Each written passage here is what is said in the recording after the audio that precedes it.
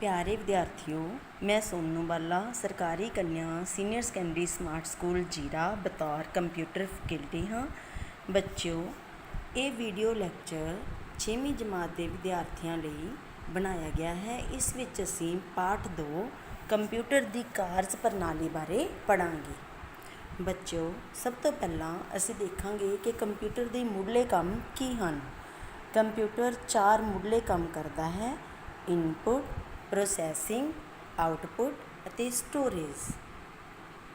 ਹੁਣ ਅਸੀਂ ਇਹਨਾਂ ਨੂੰ ਇੱਕ ਚਿੱਤਰ ਦੀ ਸਹਾਇਤਾ ਨਾਲ ਸਮਝਣ ਦੀ ਕੋਸ਼ਿਸ਼ ਕਰਦੇ ਹਾਂ। ਬੱਚਿਓ, ਕੰਪਿਊਟਰ ਵਿੱਚ ਸਭ ਤੋਂ ਪਹਿਲਾਂ ਇਨਪੁਟ ਕੀਤੀ ਜਾਂਦੀ ਹੈ। ਇਨਪੁਟ ਕਰਨ ਦੇ ਲਈ ਅਸੀਂ ਮਾਊਸ ਅਤੇ ਕੀਬੋਰਡ ਦੀ ਮਦਦ ਲੈਂਦੇ ਹਾਂ। ਇਨਪੁਟ ਕਰਨ ਤੋਂ ਬਾਅਦ ਸਾਡਾ ਡਾਟਾ CPU ਦੇ ਵਿੱਚ ਚਲਾ ਜਾਂਦਾ ਹੈ ਬੱਚਿਓ, ਜਿੱਥੇ ਆਪਣੇ ਡਾਟਾ ਦੀ ਪ੍ਰੋਸੈਸਿੰਗ ਕੀਤੀ ਜਾਂਦੀ ਹੈ।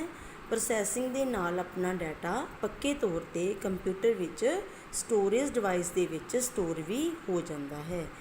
ਬੱਚਿਓ, ਇਹ ਸਟੋਰੇਜ ਡਿਵਾਈਸ ਹਾਰਡ ਡਿਸਕ ਹੁੰਦੀ ਹੈ ਜੋ ਕੰਪਿਊਟਰ ਦੇ ਵਿੱਚ ਡਾਟੇ ਨੂੰ ਸਟੋਰ ਕਰਦੀ ਹੈ। ਪ੍ਰੋਸੈਸਿੰਗ ਹੋਣ ਤੋਂ ਬਾਅਦ ਡਾਟਾ ਸਾਨੂੰ ਆਊਟਪੁੱਟ ਦੇ ਰੂਪ ਵਿੱਚ ਦਿਖਾਈ ਦਿੰਦਾ ਹੈ। ਇਹ ਆਊਟਪੁੱਟ ਸਾਨੂੰ ਕੰਪਿਊਟਰ ਦੀ ਮੋਨੀਟਰ ਸਕਰੀਨ 'ਤੇ ਨਜ਼ਰ ਆਉਂਦੀ ਹੈ। ਬੱਚਿਓ, ਆਓ ਹੁਣ ਇਹਨਾਂ ਭਾਗਾਂ ਨੂੰ ਦੁਬਾਰਾ ਚੰਗੀ ਤਰ੍ਹਾਂ ਸਮਝਣ ਦੀ ਕੋਸ਼ਿਸ਼ ਕਰਦੇ ਹਾਂ। ਇਨਪੁਟ, ਅਸੀਂ ਬੱਚਿਓ ਇਸ ਨੂੰ ਇੱਕ ਉਦਾਹਰਨ ਦੇ ਤੌਰ 'ਤੇ ਸਮਝਦੇ ਹਾਂ। ਇਨਪੁਟ ਕੀ ਚੀਜ਼ ਹੈ?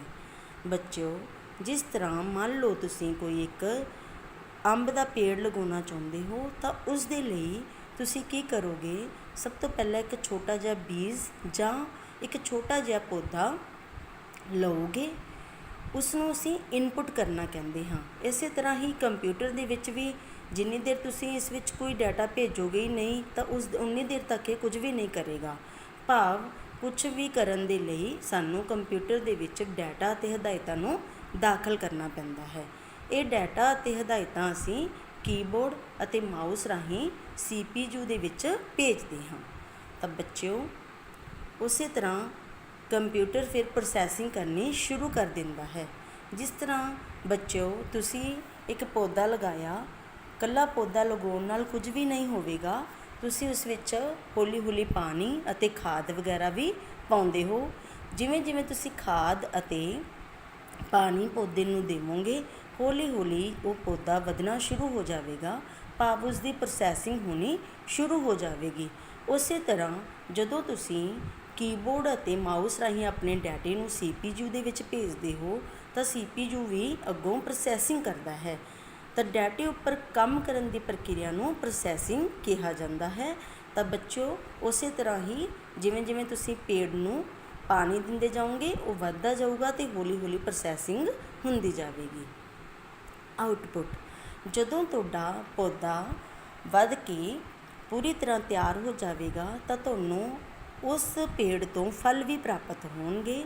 ਭਾਵ ਜੇਕਰ ਤੁਸੀਂ ਅੰਬ ਦਾ ਪੌਦਾ ਲਗਾਇਆ ਹੈ ਤਾਂ ਤੁਹਾਨੂੰ ਬਾਅਦ ਵਿੱਚ ਆਊਟਪੁੱਟ ਦੇ ਰੂਪ ਵਿੱਚ ਅੰਬ ਪ੍ਰਾਪਤ ਹੋਣਗੇ। ਠੀਕ ਉਸੇ ਤਰ੍ਹਾਂ ਜਦੋਂ ਤੁਸੀਂ ਡਾਟੇ ਦੀ ਇਨਪੁਟ ਕਰਨ ਤੋਂ ਬਾਅਦ ਡਾਟੇ ਵਿੱਚ CPU ਰਾਹੀਂ ਪ੍ਰੋਸੈਸਿੰਗ ਹੁੰਦੀ ਹੈ ਅਤੇ ਪ੍ਰੋਸੈਸਿੰਗ ਤੋਂ ਬਾਅਦ ਤੁਹਾਨੂੰ ਕੰਪਿਊਟਰ ਵਿੱਚ ਵੀ ਆਊਟਪੁੱਟ ਪ੍ਰਾਪਤ ਹੁੰਦੀ ਹੈ ਔਰ ਇਹ ਆਊਟਪੁੱਟ ਤੁਹਾਨੂੰ ਮੋਨੀਟਰ ਦੀ ਸਕਰੀਨ ਦੁਆਰਾ ਮੋਨੀਟਰ ਵਿੱਚ ਦਿਖਾਈ ਦੇਵੇਗੀ ਬੱਚਿਓ। ਤਾਂ ਇਸ ਤੋਂ ਬਾਅਦ ਸਟੋਰੇਜ ਆਉਂਦੀ ਹੈ। ਜਿਸ ਤਰ੍ਹਾਂ ਤੁਸੀਂ ਉਹਨਾਂ ਆਪਣੇ ਅੰਬਾਂ ਨੂੰ ਸਟੋਰ ਕਰ ਸਕਦੇ ਹੋ, ਉਸੇ ਤਰ੍ਹਾਂ ਹੀ ਜਿਹੜਾ CPU ਹੈ ਉਹ ਆਪਣੇ ਡਾਟੇ ਨੂੰ ਆਪਣੀ ਸਟੋਰੇਜ ਡਿਵਾਈਸ ਦੇ ਵਿੱਚ ਸਟੋਰ ਕਰਕੇ ਰੱਖ ਦਿੰਦਾ ਹੈ ਅਤੇ ਆਪਣਾ ਡਾਟਾ ਪੱਕੇ ਤੌਰ 'ਤੇ ਸੁਰੱਖਿਅਤ ਰਹਿੰਦਾ ਹੈ। ਬੱਚਿਓ, ਆਹ ਚਿੱਤਰ ਵਿੱਚ ਤੁਹਾਨੂੰ CPU ਦੀ ਪਿਕਚਰ ਦਿਖਾਈ ਗਈ ਹੈ। CPU ਦੇ ਮੇਨ 3 ਹਿੱਸੇ ਹੁੰਦੇ ਹਨ। ਬੱਚਿਓ, ਆਓ ਇਸ ਦੇ ਸਭ ਤੋਂ ਪਹਿਲਾਂ ਬਲੌਕ ਚਿੱਤਰ ਦੇ ਬਾਰੇ ਗੱਲ ਕਰਦੇ ਹਾਂ। ਬੱਚਿਓ, ਇਹ CPU ਦਾ ਬਲੌਕ ਚਿੱਤਰ ਦਿਖਾਇਆ ਗਿਆ ਹੈ, ਜਿਸ ਵਿੱਚ ਇਨਪੁਟ ਯੂਨਿਟ CPU ਨੂੰ ਅੱਗੋਂ 3 ਹਿੱਸਿਆਂ ਵਿੱਚ ਵੰਡਿਆ ਗਿਆ ਹੈ: memory unit, control unit, arithmetic and logical unit ਅਤੇ ਇਸ ਤੋਂ ਬਾਅਦ ਆਊਟਪੁੱਟ ਯੂਨਿਟ ਦਿਖਾਇਆ ਗਿਆ ਹੈ। ਆਓ ਹੁਣ ਅਸੀਂ ਕੰਪਿਊਟਰ ਦੇ CPU ਦੇ ਇਹਨਾਂ 3 ਹਿੱਸਿਆਂ ਬਾਰੇ ਚੰਗੀ ਤਰ੍ਹਾਂ ਪੜ੍ਹਦੇ ਹਾਂ। ਤਾਂ CPU ਦੇ ਮੁੱਖ ਭਾਗ ਕਿਹੜੇ ਕਿਹੜੇ ਹਨ ਬੱਚਿਓ? Memory unit, control unit, arithmetic and logic unit. Memory unit ਬੱਚਿਓ, ਜਿਸ ਤਰ੍ਹਾਂ ਆਪਣਾ ਦਿਮਾਗ ਹੁੰਦਾ ਹੈ ਇਸ ਤਰ੍ਹਾਂ ਮੈਮਰੀ ਯੂਨਿਟ ਕੰਪਿਊਟਰ ਦਾ ਦਿਮਾਗ ਹੁੰਦਾ ਹੈ। ਕੰਪਿਊਟਰ ਆਪਣੀਆਂ ਡਾਟਾ ਅਤੇ ਹਦਾਇਤਾਂ ਨੂੰ ਪੱਕੇ ਤੌਰ 'ਤੇ ਮੈਮਰੀ ਯੂਨਿਟ ਦੇ ਵਿੱਚ ਸਟੋਰ ਕਰਦਾ ਹੈ। ਕੰਟਰੋਲ ਯੂਨਿਟ, ਜਿਸ ਤਰ੍ਹਾਂ ਇੱਕ ਪ੍ਰਿੰਸੀਪਲ ਸਾਰੇ ਸਕੂਲ ਦਾ ਕੰਟਰੋਲ ਕਰਦਾ ਹੈ, ਉਸੇ ਤਰ੍ਹਾਂ ਹੀ ਕੰਟਰੋਲ ਯੂਨਿਟ ਦੇ ਵਿੱਚ ਕੰਪਿਊਟਰ ਦੇ ਵੱਖ-ਵੱਖ ਭਾਗਾਂ ਨੂੰ ਕੰਟਰੋਲ ਕੀਤਾ ਜਾਂਦਾ ਹੈ। ਭਾਵ ਕੰਟਰੋਲ ਯੂਨਿਟ ਦੇ ਵਿੱਚ ਕੰਪਿਊਟਰ ਦੇ ਵੱਖ-ਵੱਖ ਭਾਗ ਜਿਵੇਂ ਕੀਬੋਰਡ, ਮਾਊਸ, ਇਹਨਾਂ ਸਭ ਦਾ ਕੰਟਰੋਲ ਯੂਨਿਟ ਦੇ ਵਿੱਚ ਰੱਖਿਆ ਜਾਂਦਾ ਹੈ। ਅਰਥਮੈਟਿਕ ਐਂਡ ਲੌਜੀਕਲ ਯੂਨਿਟ, ਇਹ ਅਰਥਮੈਟਿਕ ਅਤੇ ਲੌਜੀਕਲ ਕੰਮ ਕਰਦਾ ਹੈ। ਜੋ ਵੀ ਤੁਸੀਂ ਕੰਮ ਕੰਪਿਊਟਰ 'ਤੇ ਕਰਨਾ ਚਾਹੁੰਦੇ ਹੋ ਉਹ ਇਸ ਵਿੱਚ ਪ੍ਰੋਸੈਸ ਹੋ ਕੇ ਇਸੇ ਯੂਨਿਟ ਵਿੱਚ ਹੀ ਕੰਮ ਕੀਤਾ ਜਾਂਦਾ ਹੈ। ਅੱਗੋਂ ਬੱਚੋ ਮੈਮਰੀ ਦੀਆਂ ਕਿਸਮਾਂ। ਕੰਪਿਊਟਰ ਦੇ ਵਿੱਚ ਜੋ ਅਸੀਂ ਮੈਮਰੀ ਯੂਨਿਟ ਬਾਰੇ ਪੜ੍ਹਿਆ ਹੈ ਉਸ ਵਿੱਚ ਮੈਮਰੀ ਦੀਆਂ ਦੋ ਤਰ੍ਹਾਂ ਦੀਆਂ ਕਿਸਮਾਂ ਹੁੰਦੀਆਂ ਹਨ, ਪ੍ਰਾਇਮਰੀ ਮੈਮਰੀ ਅਤੇ ਸੈਕੰਡਰੀ ਮੈਮਰੀ। ਪ੍ਰਾਇਮਰੀ ਮੈਮਰੀ ਬੱਚਿਓ, ਪ੍ਰਾਇਮਰੀ ਮੈਮਰੀ ਨੂੰ ਮੁੱਖ ਮੈਮਰੀ ਵੀ ਕਿਹਾ ਜਾਂਦਾ ਹੈ। ਇਹ ਅੱਗੋਂ ਦੋ ਤਰ੍ਹਾਂ ਦੀ ਹੁੰਦੀ ਹੈ, ਰੈਮ ਅਤੇ ਰੋਮ। ਰੈਮ ਦਾ ਪੂਰਾ ਨਾਮ ਰੈਂਡਮ ਐਕਸੈਸ ਮੈਮਰੀ ਅਤੇ ਰੋਮ ਦਾ ਪੂਰਾ ਨਾਮ ਰੀਡ ਓਨਲੀ ਮੈਮਰੀ ਹੈ। ਸੈਕੰਡਰੀ ਮੈਮਰੀ ਬੱਚਿਓ, ਕੰਪਿਊਟਰ ਦੀ ਇੱਕ ਹੋਰ ਮੈਮਰੀ ਹੁੰਦੀ ਹੈ ਜਿਸ ਨੂੰ ਅਸੀਂ ਸੈਕੰਡਰੀ ਮੈਮਰੀ ਵੀ ਕਹਿੰਦੇ ਹਾਂ। ਸੈਕੰਡਰੀ ਮੈਮਰੀ ਦੇ ਵਿੱਚ ਬੱਚਿਓ ਡਾਟਾ ਬੜੇ ਲੰਬੇ ਸਮੇਂ ਤੱਕ ਸਟੋਰ ਕਰਕੇ ਰੱਖਿਆ ਜਾ ਸਕਦਾ ਹੈ। ਇਹ ਮੈਮਰੀ ਸਸਤੀ ਵੀ ਹੁੰਦੀ ਹੈ। ਨੀਚੇ ਥੋੜ੍ਹੀਆਂ ਐਗਜ਼ਾਮਪਲ ਦਿਖਾਈਆਂ ਗਈਆਂ ਹਨ। ਸਭ ਤੋਂ ਪਹਿਲਾਂ hard disk, CD, pen drive ਔਰ ਫਲੋਪੀ ਡਿਸਕ। ਤਾਂ ਬੱਚਿਓ ਤੁਸੀਂ ਇਹਨਾਂ ਵਿੱਚ ਵੀ ਆਪਣਾ ਡਾਟਾ ਸਟੋਰ ਕਰਕੇ ਰੱਖ ਸਕਦੇ ਹੋ। ਇਹ ਸਭ ਸੈਕੰਡਰੀ ਮੈਮਰੀ ਦੀਆਂ ਉਦਾਹਰਨਾਂ ਹਨ। ਹੁਣ ਆਉਂਦੇ ਆ ਬੱਚਿਓ ਕੰਪਿਊਟਰ ਦੀਆਂ ਕਿਸਮਾਂ। ਕੰਪਿਊਟਰ ਨੂੰ 4 ਕਿਸਮਾਂ ਵਿੱਚ ਵੰਡਿਆ ਗਿਆ ਹੈ। ਨੰਬਰ 1 ਮਾਈਕਰੋ ਕੰਪਿਊਟਰ ਜਾਂ personal computer, number 2 mini computer, number 3 main frame computer, number 4 super computer. ਤਾਂ ਸਭ ਤੋਂ ਪਹਿਲਾਂ ਅਸੀਂ ਗੱਲ ਕਰਦੇ ਹਾਂ ਸੁਪਰ ਕੰਪਿਊਟਰ ਦੀ। ਬੱਚਿਓ ਚਿੱਤਰ ਵਿੱਚ ਦੇਖੋ, ਇਹ ਸਭ ਤੋਂ ਸ਼ਕਤੀਸ਼ਾਲੀ ਕੰਪਿਊਟਰ ਹੁੰਦੇ ਹਨ।